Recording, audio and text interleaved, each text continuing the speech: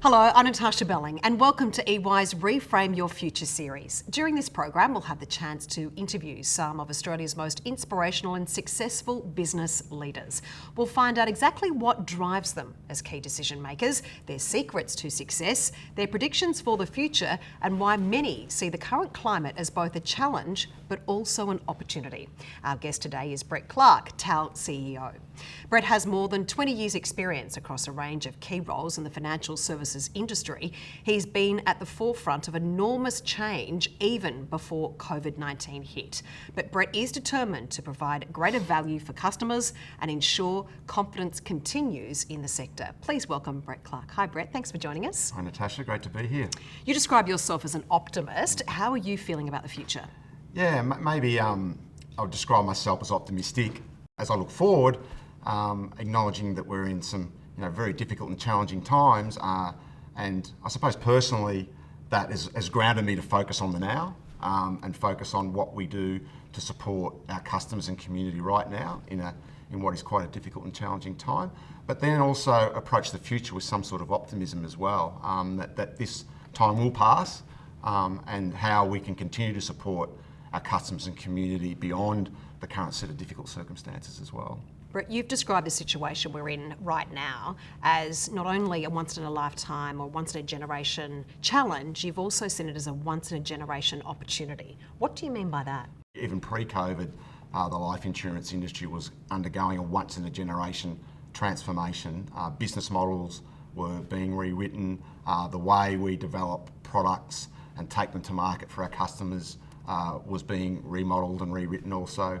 And so, with COVID coming along on top of that change that was already happening, I'm firmly now of the belief that life insurance in Australia is undergoing that once-in-a-generation transformation. That certainly comes with it some challenges. The sort of change that we're going through always brings with it challenges, but it does create an enormous opportunity as well.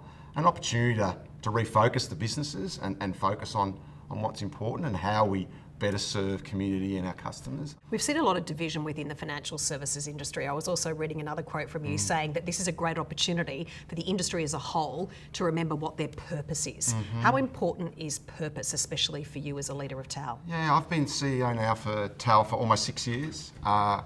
When I was fortunate enough to be appointed to the role, one of the first things we did was focus a lot on purpose. And we did that right through the organisation. It started at board, through the executive management team and all the staff, and that was a really important moment for me personally and also for TAL to really understand and ground ourselves on what was important. And that purpose, we call it purpose, ambition, priorities and spirit, that has become now the common architecture, the common language for all of us at TAL. And it's really, I suppose, a pleasing moment for me when I go around the business, talk to lots of different people, lots of different stakeholders, that I get that language replayed back at me. Because it's one thing to put it on a PowerPoint slide, it's another thing for people to deeply understand that and for it to be meaningful for people. Brett, we mentioned in the introduction, you're adamant about restoring confidence within the financial services industry, continuing that confidence. Trust is an integral part of insurance because you've said before, you need to ensure that when your customers need you, that you are there. How important is trust? For what we do? Yes. Without trust. And I also put confidence directly alongside trust. There's been a lot of commentary in financial services and life insurance about trust. Yes, very important, critical, and without that, for a business like ours, we have no business. We have no proposition for our customers and partners, because what we provide is all about trust and confidence. You, as a customer or a business partner, put your confidence in us that when you are going through difficult times, you or your family will be there. That without trust and confidence, that's the centrepiece of our proposition, and we talk about that a lot at TAL, going back to purpose and those sorts of things. Yeah. There's a lot of controversy around climate change as well. It's been very, very tough for the financial services industry, but also insurance in particular, because you've seen claims skyrocket. We've seen natural disasters, for example, fires and floods. How have you coped with that to ensure great customer service? Interestingly, I heard this the other day in respect of bushfires, and the Australian bushfires are a very sad period of time for all of us. And the direct correlation between the bushfire season and climate change.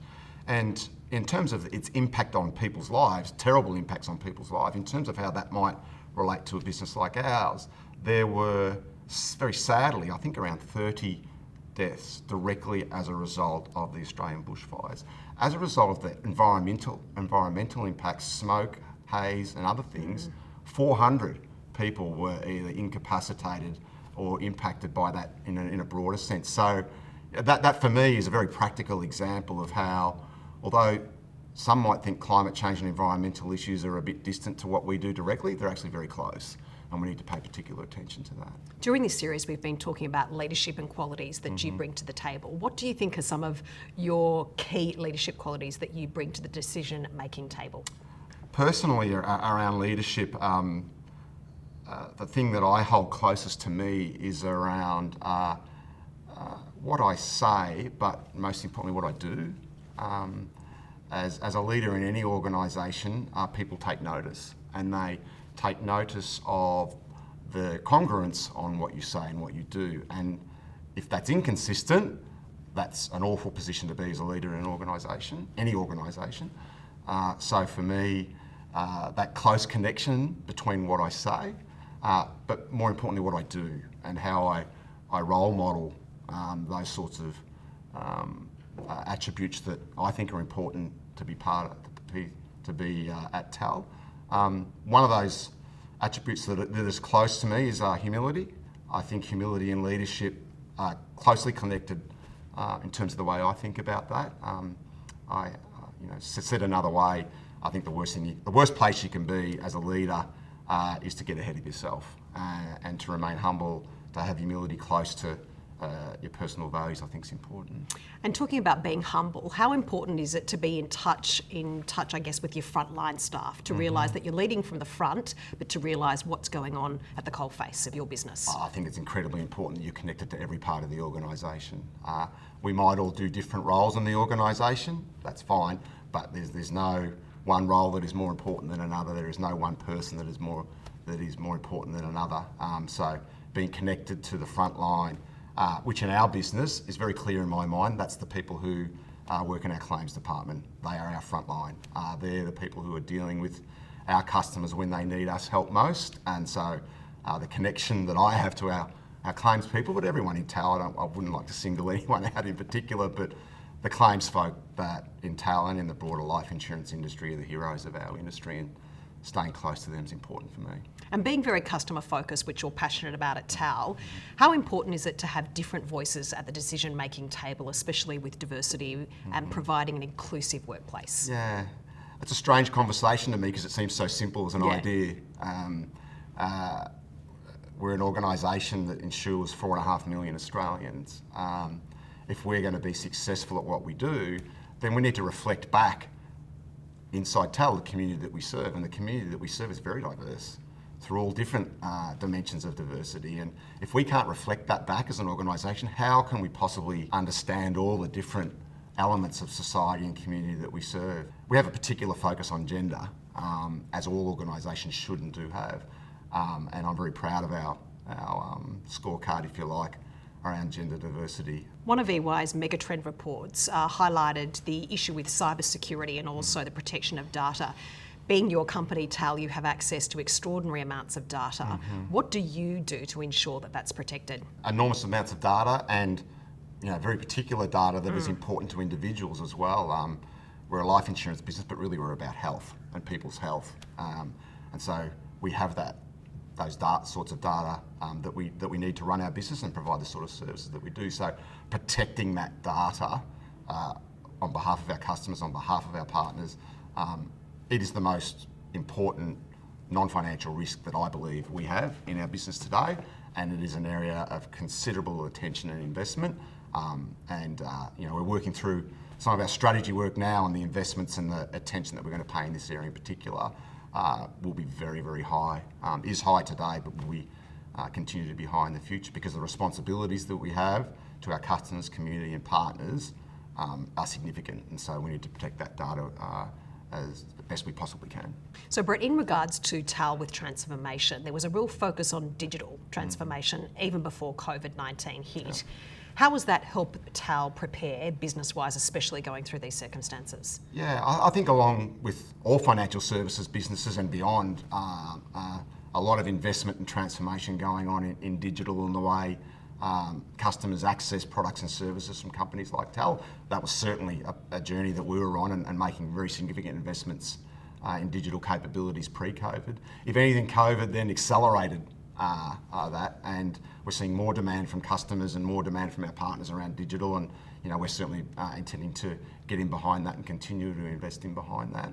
I suppose the thing I would just say around how we think about digital is that it needs to come together with our human contact as well. Life insurers are deeply personal businesses. We deal with customers when they're going through some of their most difficult times. You can't digitise a human experience out of what is a very important time. So for the way we think about it at TAL, it's how we bring digital forward, which enables human interactions with our customers and human empathy at really important times of people's lives. So for us at TAL, and for me, it's how we bring the two together, because I think it would be a poor outcome for a company like ours in our industry if we digitised out the human part of what's important in a company like TAL. Customers need your company, as you mentioned, at some of the worst and most challenging times in their lives. They've had a death, they're incapacitated, they've gone through something awful.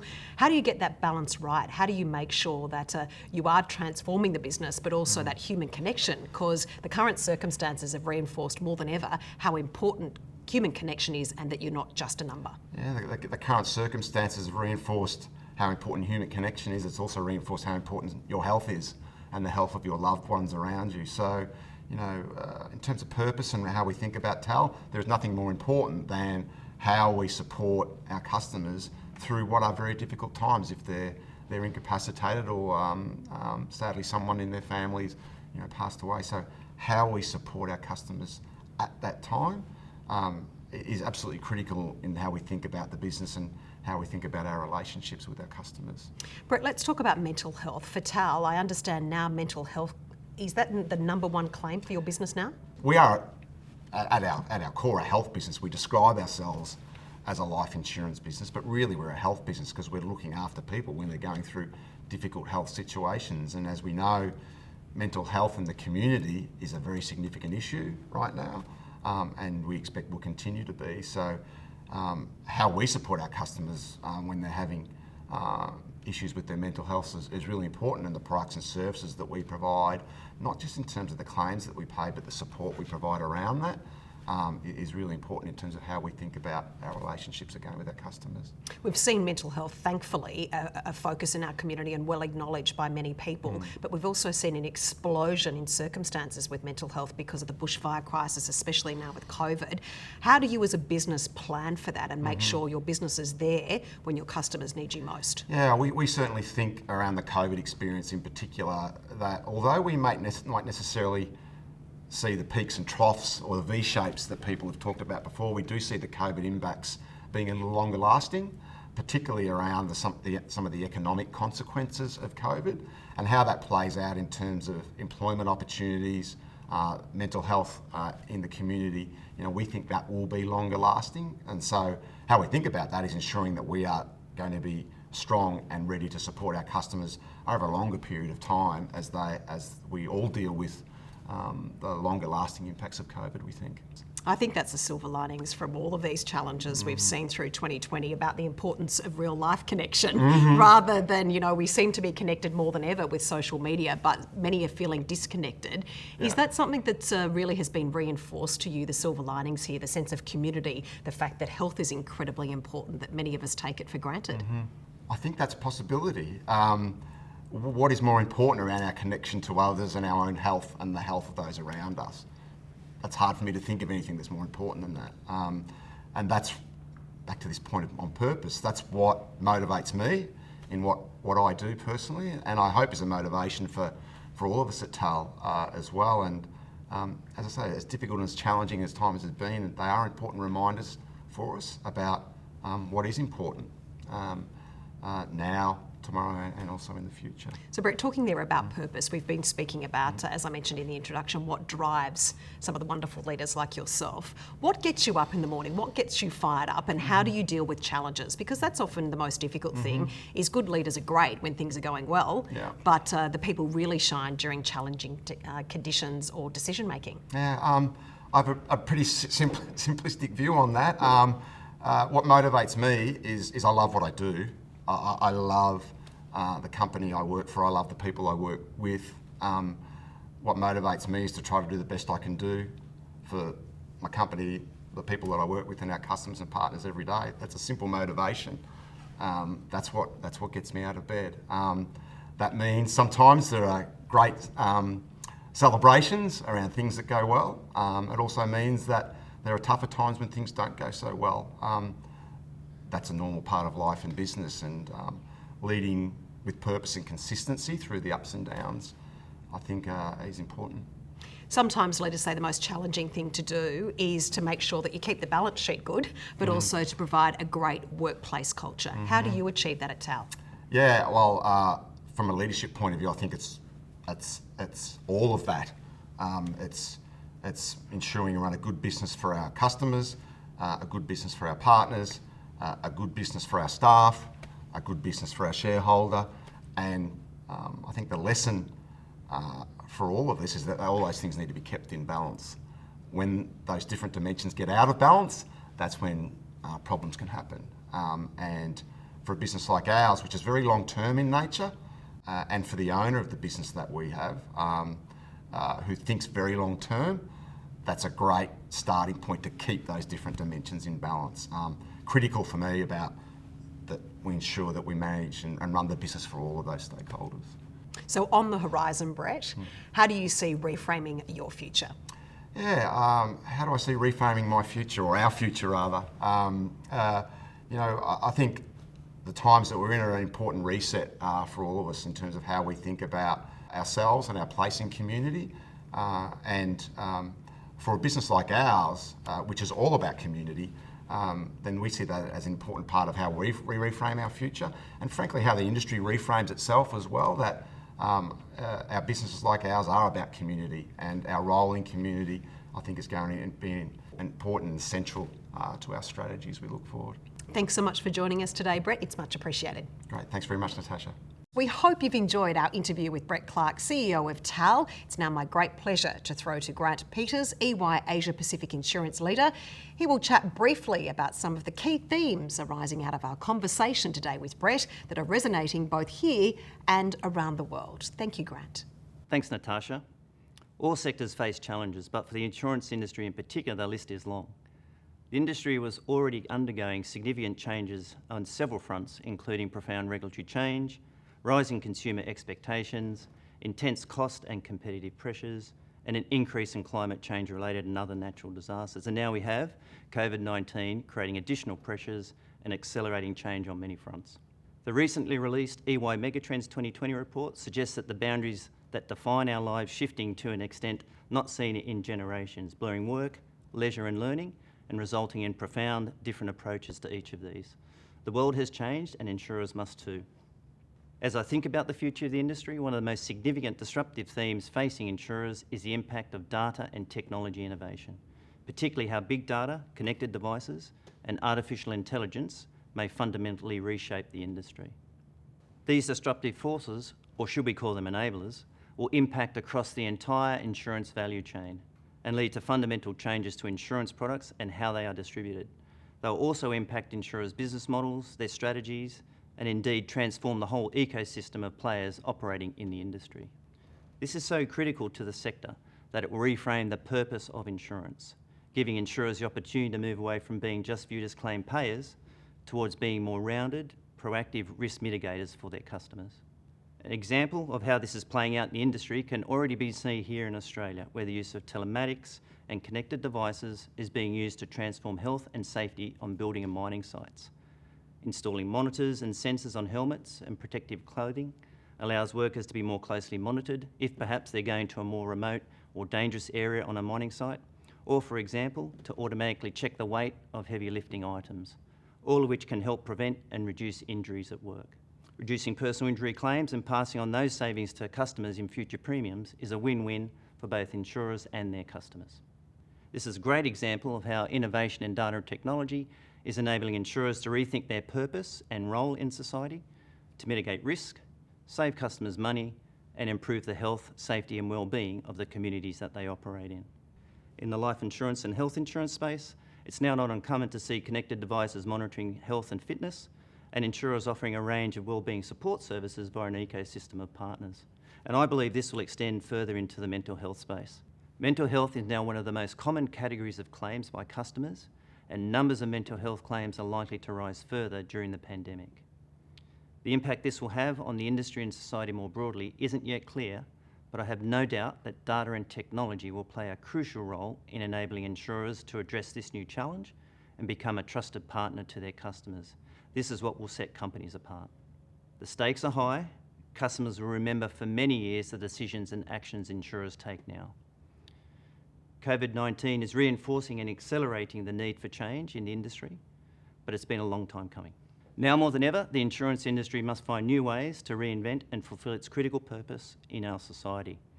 Above all, as the pandemic has shown, insurers must be ready to flex quickly as circumstances change, be prepared to support their customers through the most challenging of times, and take the necessary actions to stay relevant, earn their clients' trust, and position themselves for long-term success.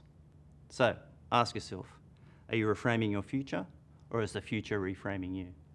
Thanks so much, Grant, for giving us that broad sector perspective. We'd love you to join the conversation on LinkedIn. Please feel free to leave your thoughts and comments and head to the EY website to watch the full EY Reframe Your Future series. We look forward to seeing you next time.